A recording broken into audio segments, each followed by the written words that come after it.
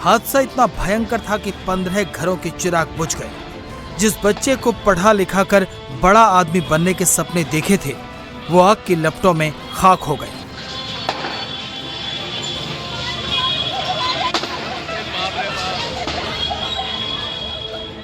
जिसने बचने के लिए छलांग लगाई, वो बुरी तरह घायल हो गया। एसी में शॉर्ट सर्किट के बाद बिल्डिंग में आग इतनी तेजी से फैली कि बच्चों को संभलने का मौका तक नहीं मिला। इससे पहले कि कोई बिल्डिंग से बाहर आता, पूरी बिल्डिंग आग की लपटों में घिर गई। बिल्डिंग में बेसमेंट, ग्राउंड और पहले फ्लोर पर पेट शॉप और क्लिनिक है। दूसरे फ्लोर पर लर्निंग स्पेस नाम की लाइब्रेरी और हेड हॉपर स्टूडियो है, जिसमें 3D आर्ट प्रोडक्शन और गेम एसेट आउटसोर्सिंग का काम होता है। जब आग लगी तो कोचिंग में 20 से 22 छात्र मौजूद थे, लेकिन बिल्डिंग में इमरजेंसी एग्जिट न होने की वजह से कोई बाहर नहीं निकल पाया। ऑफिस में गेट थंब इम्प्रेशन से खुलता था। आग लगी तो गेट ऑटोमेटिक लॉक की वजह से बंद हो गया। ऐसे में कोचिंग में बच्चों ने जान बचाने के लिए खुद को बाथरूम में लॉक कर लिया। कुछ छात्र तारों के सहारे लटक कर नीचे उतर आए, कुछ ने सीधा बिल्डिंग से छलांग लगा दी। यहाँ पर आग, जब मैं यहाँ पर आया तो मैं अचानक देखा इधर आग लगी हुई थी। गाड़ी खड़ी किया, हम लोग सोचे कि जो है बचा लें बच्चों को, लेकिन इतनी ज़्यादा आग लगी थी हम लोग कोई सहायता कर ही नहीं पाए। ऊपर से चार छात्र जो है केबल पकड़ के किसी तरह नीचे आ पाए, और बाकी जो एक कर्मचारी थे ऊपर से कूदे तो उनकी जो है रीढ़ की हड्डी टूट गई। अगर यहाँ पे दूसरा रास्ता तो होता, हो सकता बच्चे बच जाते। जो 20 लगभग 20 बच्चों की जो मौत हुई, हो सकता बच जाते। एंट्री और एग्जिट एक ही है, जाने का आने का एक ही रास्ता था, इसीलिए बच्चे एक भी बच्चा बच नहीं पाए। सब बच्चे जो टॉयलेट में अंदर घुस गए थे, वो भी जो धुआं के कारण जो है सब जो है मृत्यु हो गई। और जो लोग बाहर निकल करके आए उनको भी चोटें बहुत ज्यादा लग गई। बहुत ज्यादा चोटें हैं सर, बता रहा हूँ। एक जो ऊपर से जो उस पे जहाँ पे सीढ़ी लगी हुई थी, यहाँ पे जो गिरे हैं तो उनकी हड्डी जो है टूट गई थी एकदम। 15 में से एक छात्र आदित्य भी था, जो 3D आर्ट प्रोडक्शन और कोडिंग का काम करता था। जब आग लगी तो आदित्य ने बचने की खूब कोशिश की, घर वालों को फोन भी किया, लेकिन प्रशासन की लापरवाही ने उसकी जान ले ली। आज परिवार वाले बोल रहे हैं कि काश उन्होंने उसे वहां भेजा ही न होता, तो उनके जिगर का टुकड़ा जिंदा होता। कितने बजे गया था? 2 बजे लगी करीब, तो 2 बजे लगी है और 5 बजे के बाद बुझा पाए। आप सोचिए, इतनी देर में तो कौन नहीं खत्म हो जाएगा। 15 बच्चे खत्म हुए हैं, उसमें हमारा भी बेटा था। 15 लोगों की दुनिया उजड़ गई। मैं बुढ़ापे लाठी सहारा चला गया। सच में दर्द देखते थे तब कहते थे कैसे रहेंगे, इनका बच्चे की होगी, कैसे रहेंगी, अब हम कैसे रहेंगे, कैसे रहेंगे। नमक रोटी खा लेते, हमारे साथ रह रहा होता, जैसे हमारे 2 बच्चे रह रहे थे साथ, ऐसे वो भी रह रहा होता, नहीं कराई होती नौकरी। परिवार को नहीं पता था कि जिस कोचिंग में वो अपने बच्चों को भेज रहे हैं, वहाँ इतनी लचर व्यवस्था है। फायर सेफ्टी के कोई इंतजाम नहीं है। इमरजेंसी एग्जिट के लिए सिर्फ एक ही गेट है, वो भी ऑटोमेटिक लॉक हो गया है। अब परिवार पूछ रहा है कि आखिर इस बद इंतजामी का जिम्मेदार कौन है और उनका क्या कसूर था।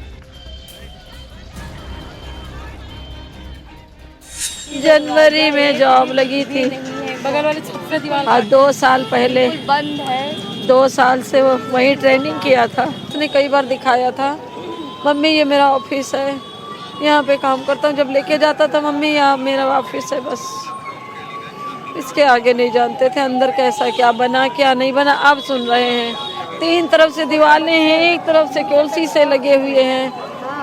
हादसा हो गया, इसका जिम्मेदार कौन है? हम हैं कि हमारा बेटा है? बताइए कौन है जिम्मेदार? इसका जवाब नहीं मिल रहा हमको। तो फिर सुरक्षा करी जाती, सारे एसी चल रहे हैं, कंप्यूटर रखे हुए हैं, शॉर्ट सर्किट कभी भी हो सकता है, तो उसके लिए कोई तो उपाय होता। ये सब जान बचाते, क्या करते हैं ऐसा पैसा। आदित्य की तरह सुखमणि सिंह भी यहाँ काम करता था।